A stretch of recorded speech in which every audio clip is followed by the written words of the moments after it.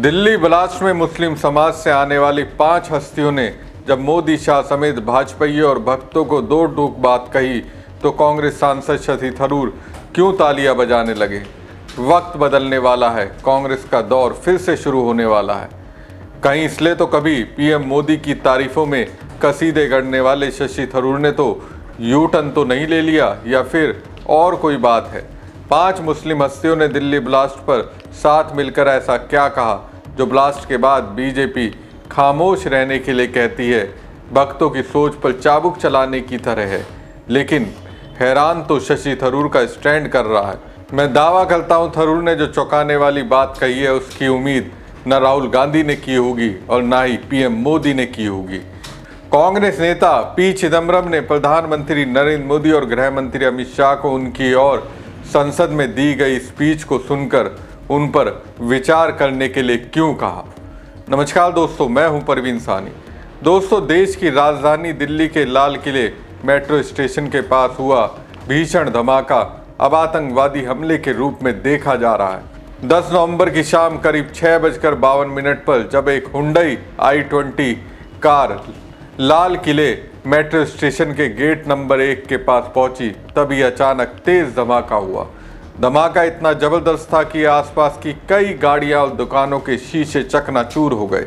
इस धमाके में कई लोगों की जान गई, जबकि 20 से ज़्यादा लोग घायल हो गए। जिनकी जान गई उसमें कार में सवार भी शामिल थे। अब इस ब्लास्ट को लेकर बड़े मुस्लिम नेताओं ने साझा बयान जारी किया है। उसमें उन्होंने सिग्नेचर भी किया, उस पर अलग अलग बयान भी दिए।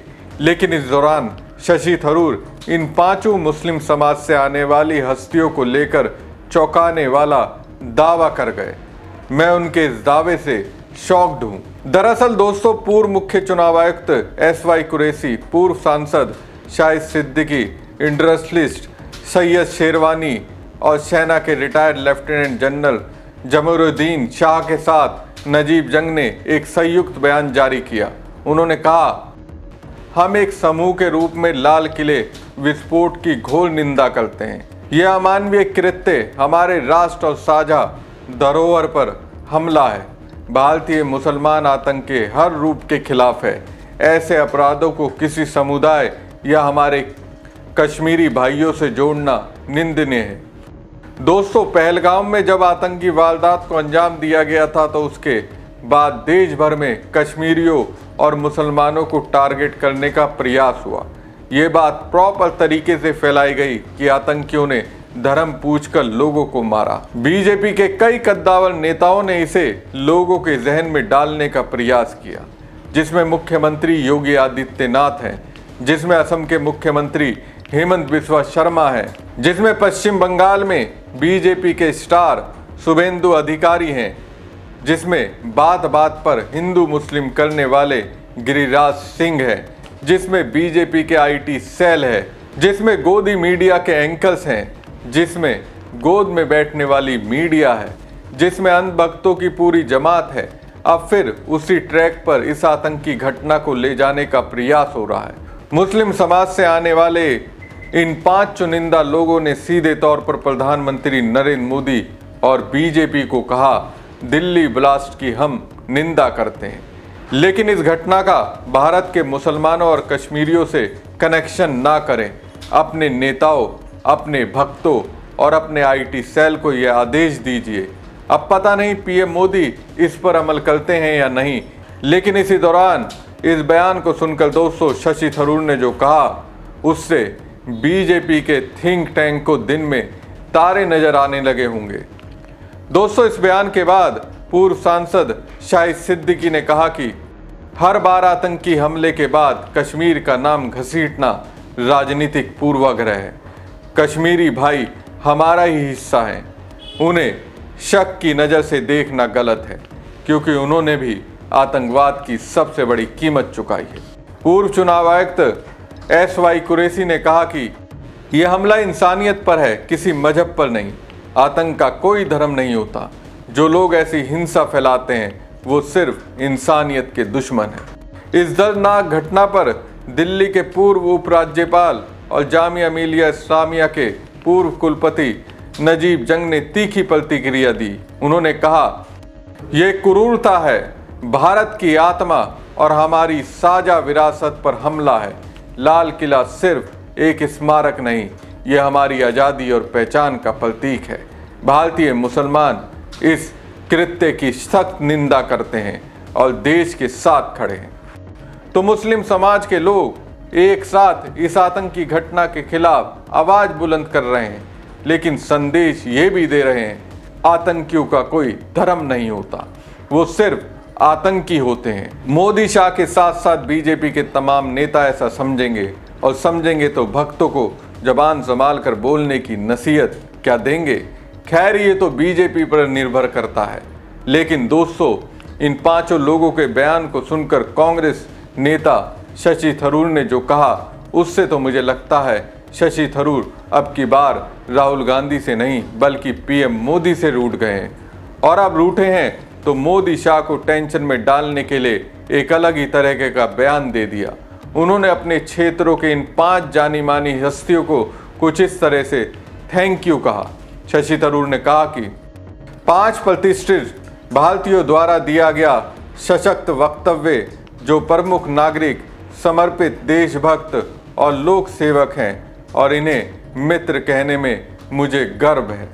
बताइए, इन पांचों ने मोदी और उनकी बीजेपी को नैतिकता की कड़वी घूंट पिलाई और थरूर थैंक यू कह रहे हैं। अब इसे सुनकर मोदी क्या कहेंगे? थरूर की नज़र में ये समर्पित देशभक्त हैं, लेकिन बीजेपी आईटी सेल ने तो इन पांचों के बारे में तमाम तरह की उल्टी सीधी बातें की। निशिकांत दुबे तो एक वक्त में कुरैशी के पीछे पड़ गए थे, उन्हीं की तारीफ थरूर कर रहे हैं। वाजपेयी को मिर्च तो लगी होगी। दोस्तों, दिल्ली ब्लास्ट पर वैसे कांग्रेस के वरिष्ठ नेता चिदम्बरम ने भी मोदी, शाह और बीजेपी की जमकर क्लास लगा दी। पूर्व गृह मंत्री और कांग्रेस नेता चिदम्बरम ने इस मामले में सरकार को घेरते हुए अपने एक्स हैंडल पर एक पोस्ट किया, जिस पर उन्होंने लिखा कि पहलगाम आतंकी हमले के पहले और बाद में भी यही कहता रहा हूं कि आतंकी 2 तरह के होते हैं, विदेश से प्रशिक्षित घुसपैठी आतंकवादी और घरेलू आतंकवादी। मैंने संसद में ऑपरेशन सिंदूर पर बहस के दौरान भी यही कहा था। घरेलू आतंकवादियों के जिक्र पर मेरा मजाक उड़ाया गया और मुझे ट्रोल किया गया। हालांकि मुझे कहना होगा कि सरकार ने इस पर चुप्पी साध ली है, क्योंकि सरकार जानती है कि घरेलू आतंकवादी भी होते हैं।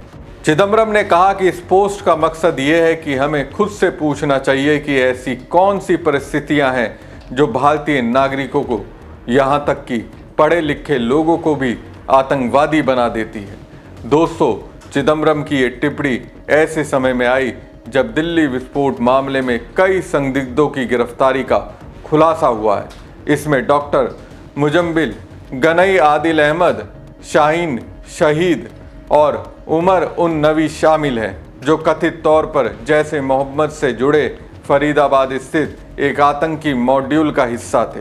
पहलगाम हमले की जांच को लेकर चिदम्बरम ने संसद में सरकार के एक्शन पर सवाल उठाते हुए कहा था कि सरकार ये बताने को तैयार नहीं है कि एनआईए ने अब तक क्या किया है। क्या उन्होंने आतंकियों की पहचान की है? वो कहाँ से आए थे? जहाँ तक मुझे लग रहा है वो घरेलू आतंकवादी ही हो सकते हैं। आप ये क्यों मान रहे हैं कि पाकिस्तान से आए हैं? इसका कोई सबूत नहीं है। दोस्तों, वास्तव में देखा जाए तो 2014 के बाद जिस तरह से बीजेपी मुस्लिमों से जुड़ी अलग अलग थ्योरीज बनाती दिखी, उससे मुझे लगता है भारत का मुसलमान अपने ही देश में खुद को बेचारा समझ रहा है और अंदर अंदर एक अलग ही द्वंद्व में जी रहा है। उन्हें लगता है बीजेपी उनके अस्तित्व पर चोट कर रही है। वैसे आपको क्या लगता है?